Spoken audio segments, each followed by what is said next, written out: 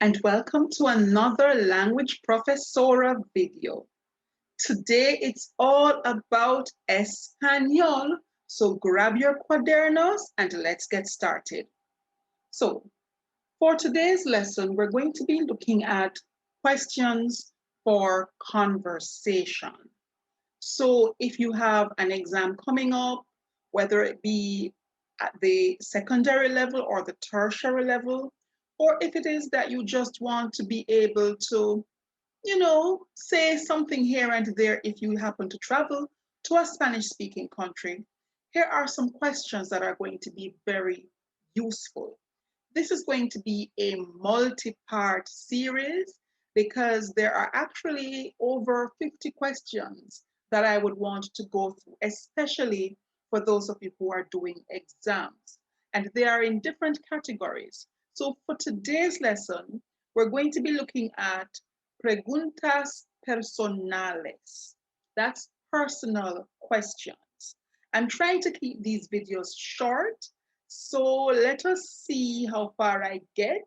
There are 11 questions in this category.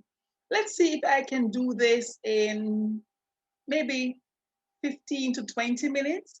If I find it getting a little bit longer, I may have to break preguntas personales into 2 videos.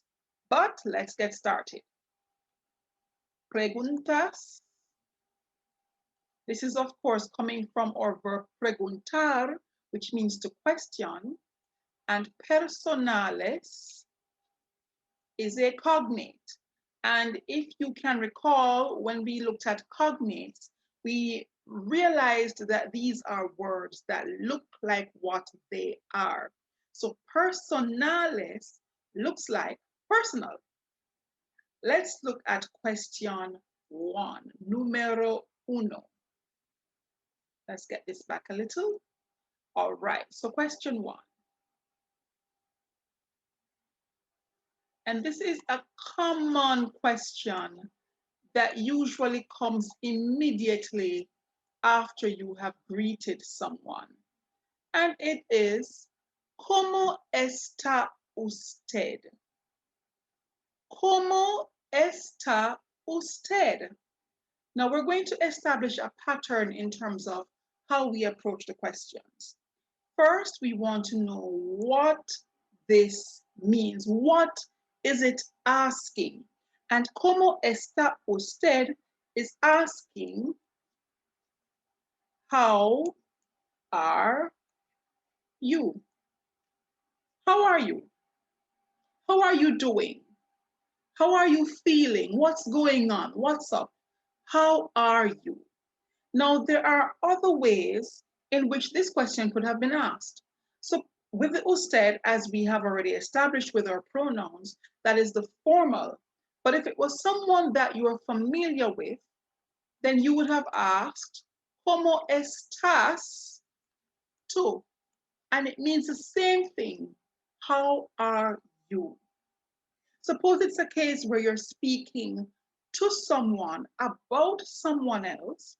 You could ask, ¿Cómo está él?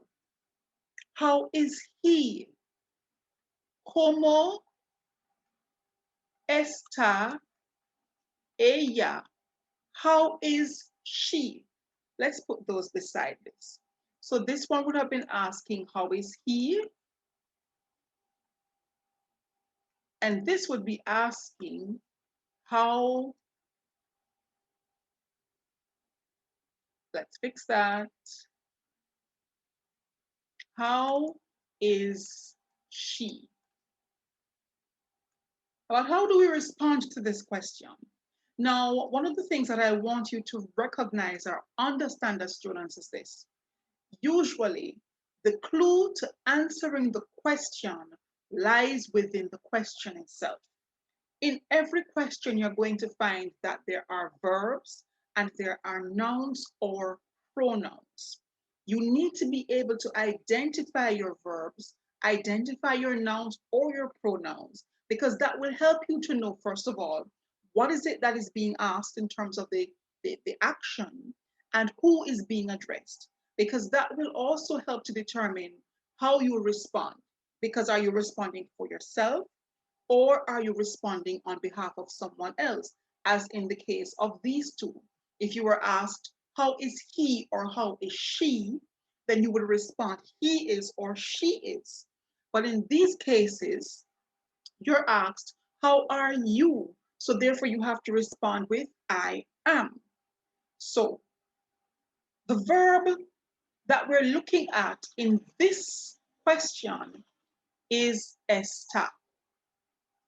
Estar. Estar is coming from estar, which means to be.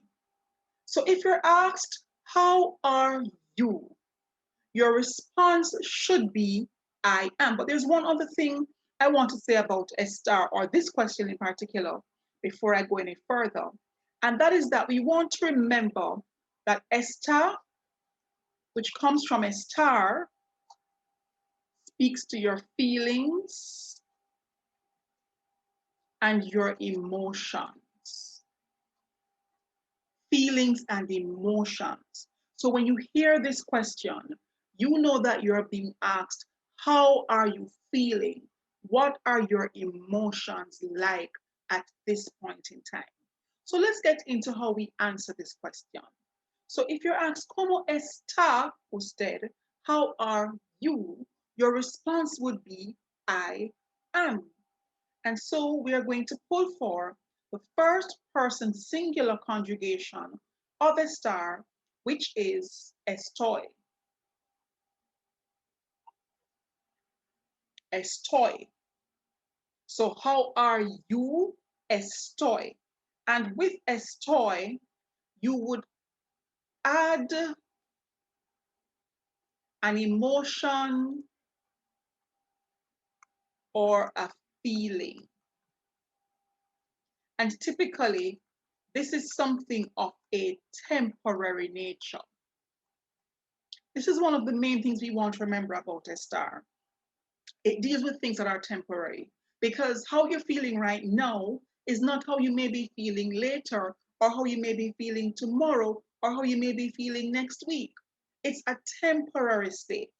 So any adjective that you're going to pull for to respond to this has to be an adjective of a temporary nature. So I am. So right now I would say, let's say I'm tired. I would say estoy cansada.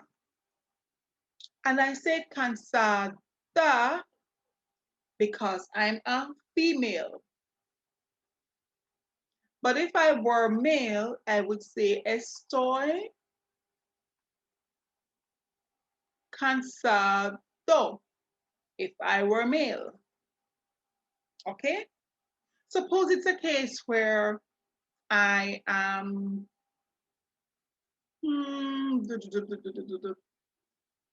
I am feeling good.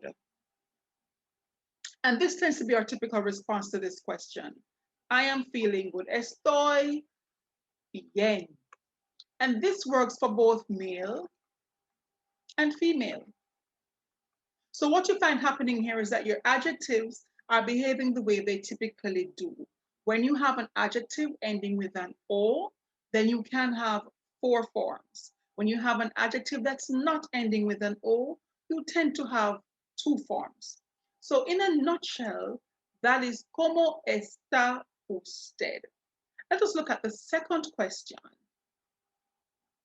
And the second question is one of those questions that comes immediately after you do your preliminaries. And that is asking your name. ¿Cómo se llama? And of course, we're going to put on our pronoun usted. ¿Cómo se llama usted? ¿Cómo se llama usted is asking, what is your name? Another way of asking this would be, ¿Cómo te llamas Tu still means what is your name? Now, the flip thing again is if you're having a conversation about someone, which we're going to be seeing coming up in the other topics, if you're having a conversation about someone. So, for example, you're speaking with the examiner and he or she asks you for someone else's name. This is how it would be asked. ¿Cómo se llama? And here they would insert either the person in terms of their relation to you. So if you were talking about your father, they would maybe say, ¿Cómo se llama su papá? Could be su mamá. They don't even have to say the relatives. They could just simply say, ¿Cómo se llama él? Again, if you have established who you're talking about. And in that case, you'd have to respond in kind. So let's take a look, first of all, at how we would respond to these two up here. So, ¿cómo se llama usted or cómo te llamas tú? Again, think about who is it that is being questioned. Identify your verb. Your verb in this context is se llama, coming from the verb llamarse, which means to call oneself, or typically how you say your name. So if you're asked, ¿Cómo se llama usted? What is your name? You would have to respond with the my name version of the verb. And the my name version of llamarse is me llamo. And then you insert your name. Me llamo Ana, me llamo Juan, me llamo Pedro, whatever your name is. Another way of asking your name is ¿Cuál es? And in this case, if we're being formal, su nombre. ¿Cuál es su nombre? And it means the same thing. What is your name? Now, the response to ¿Cuál es su nombre? We're going to pick up our verb and we're going to pick up on the other parts of the question. And we're going to say, so the ¿Cuál es su nombre? What is your name? We have to say my name. So su becomes mi nombre, and we have to put our verb es, and you say what your name is. So it's a little bit different from the me llamo, being that the me llamo with the verb saying my name is, but here you have your noun phrase indicating my name, and then you say is. Now, what can happen is you can be asked, ¿Cómo se llama usted? And you can respond with, mi nombre es. You can be asked, ¿Cuál es su nombre? And you can respond with, me llamo. But what you don't want to do is get your wires crossed. I tell students this all the time. If you're going to be using mi nombre es in response to ¿Cómo te llamas? Or ¿Cómo se llama? Be careful to ensure that you include the S. If you're going to be using me llamo in response to ¿Cuál es su nombre? Be careful that you don't include the S. Let's see how that looks when you put them together. So, ¿cómo se llama usted? Me llamo Ana. There's no S in that question. There's no S. So the llamarse does not work with the S. Without the llamarse, that is when you include the S. So try to remember that little structure there. If you're using me llamo, you cannot have the S.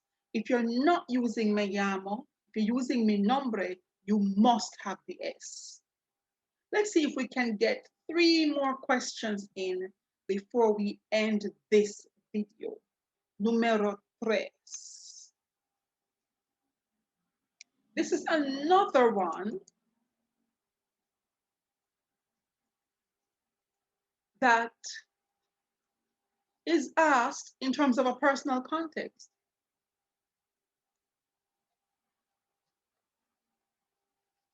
¿Cuántos años tiene usted?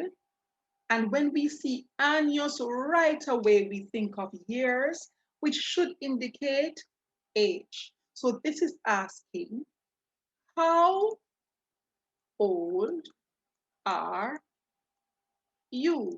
Literally, how many years have you? But we don't speak like that in English. We say, how old are you, right? Now let's pick up our verb. Our verb is tiene, which is coming from tener.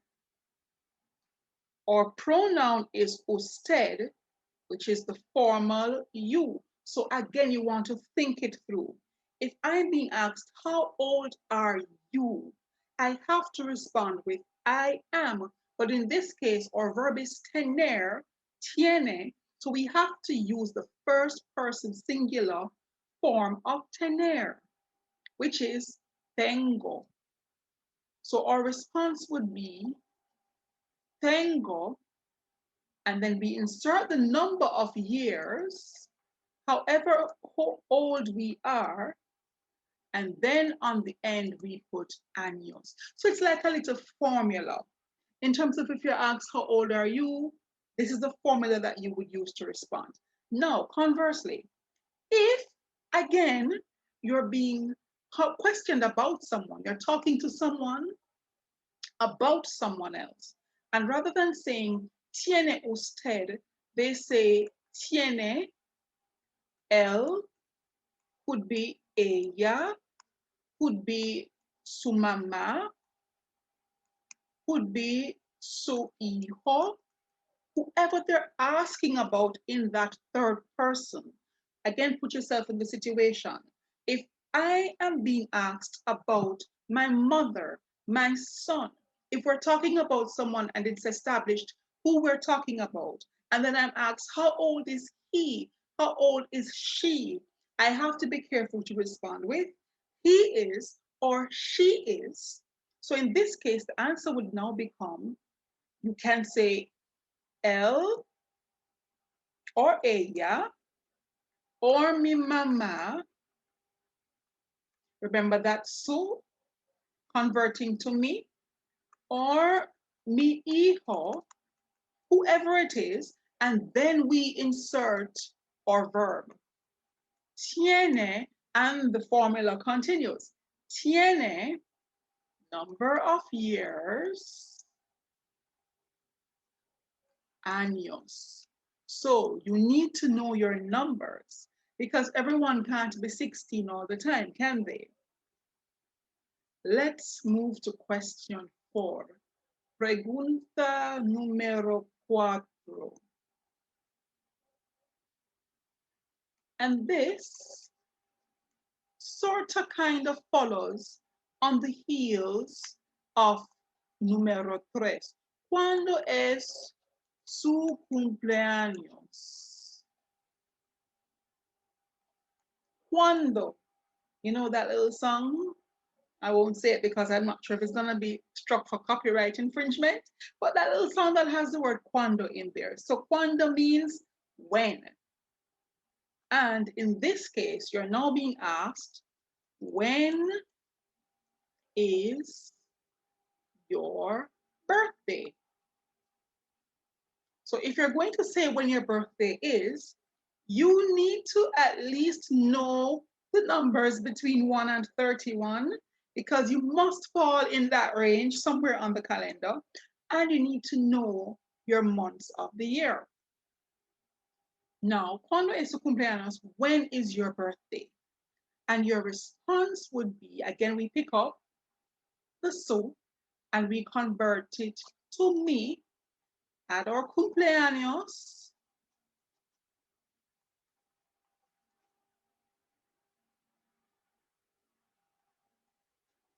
And then we pick up our verb and drop it down there. Mi cumpleaños es. Then we insert our formula. And in this case, our formula is going to look like this. El 2 de diciembre. So here we have our number, and here we have our month. Mi cumpleaños es el 2 de diciembre. Now suppose, again, you're being asked about someone else's birthday. If you're being asked about someone else's birthday, some other distinction or descriptor would have to go onto this, I believe.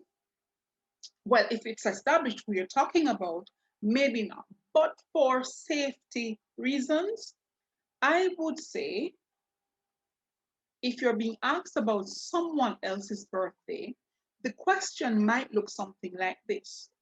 ¿Cuándo es el cumpleaños de whoever the person is, de su mamá, or su hija, or su hermana, or su papá, whoever the person is?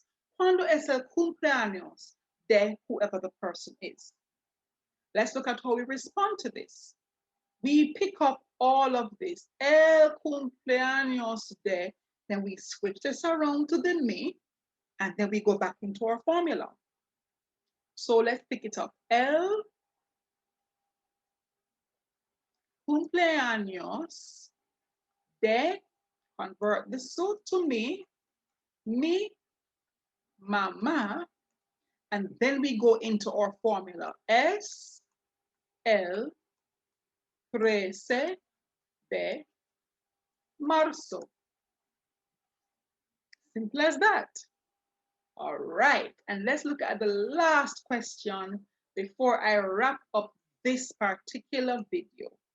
Like I said, I don't want these videos to be too long because I just want it to be short, sweet, and to the point. Just pick a button and go. Right. So let's look at this final one. ¿De dónde es usted? I think I'm going to do number 6 as well because number 6 is similar to number 5. ¿De dónde es usted? And ¿de dónde es? We pick up our question word to indicate what are we talking about. ¿Dónde means where. So this is asking, where are you from? So if you remember, with the verb ser, origin, which is what this is speaking about, is one of those uses of ser. There we have S, which is coming from ser. So where are you from? And so because we have S, which is coming from ser, and our question is, where are you from? There we have our pronoun, where are you from? You have to say, I am. I am. And so the first person singular of ser is soy. And you want to say, I am from. So that is what indicates the fromness, so to speak, because remember that the use of ser that deals with origin also goes along with de. So you simply say, soy de, and you insert the place. So this can be the country. If you're in the particular country, for argument's sake, here in Jamaica, we have 14 parishes, and you want to say that you're from Kingston, or you're from Portland, or you're from St. Elizabeth, or Westmoreland, or maybe it's not a parish, maybe it's a town or a city. So you want to say that you're from Montego Bay, you're from Ocho Rios, wherever it is that you want to say you're from. Soy de, and you insert the name of the place. That's it. Straight, simple, to the point. That is it. Where are you from? Conversely, suppose, again, you know I have to add this, you're talking about someone else.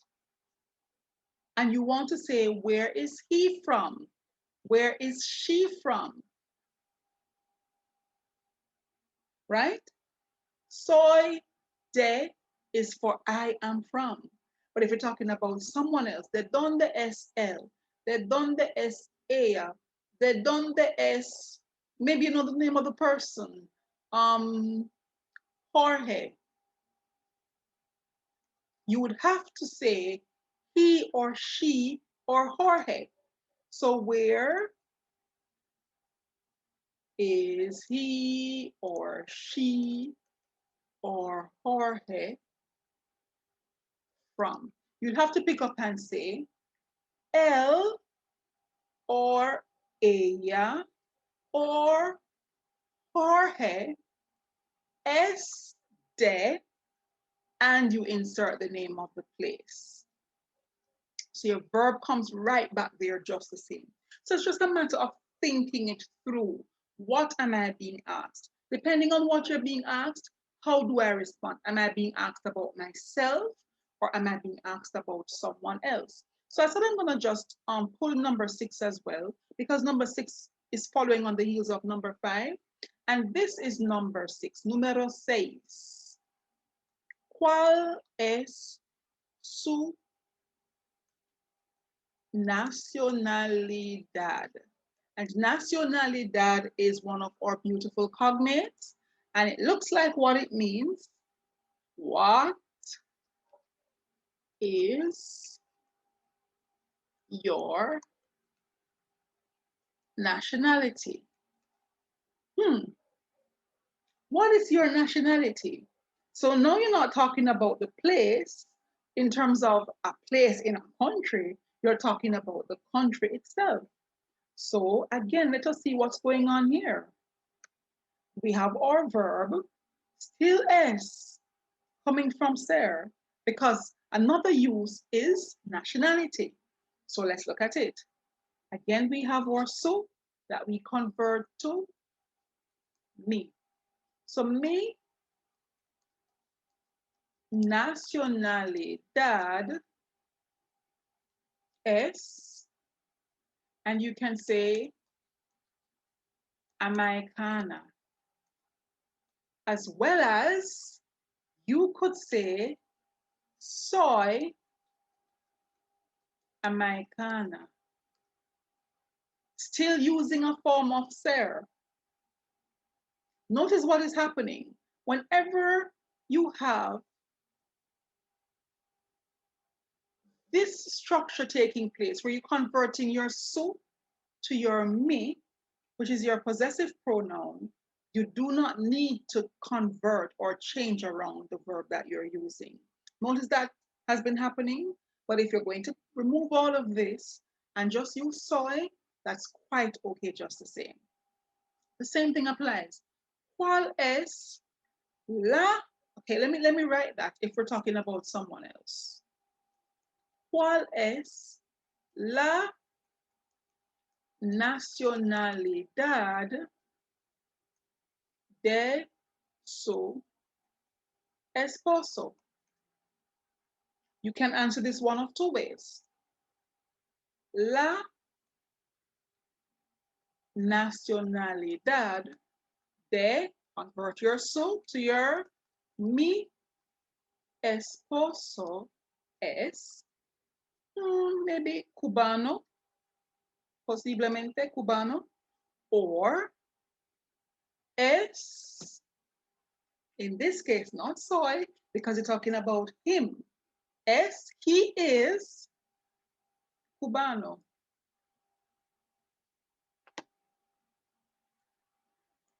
Damas y caballeros. In a nutshell, there we have our first 5 preguntas personales. ¿Cómo está usted? ¿Cómo se llama usted?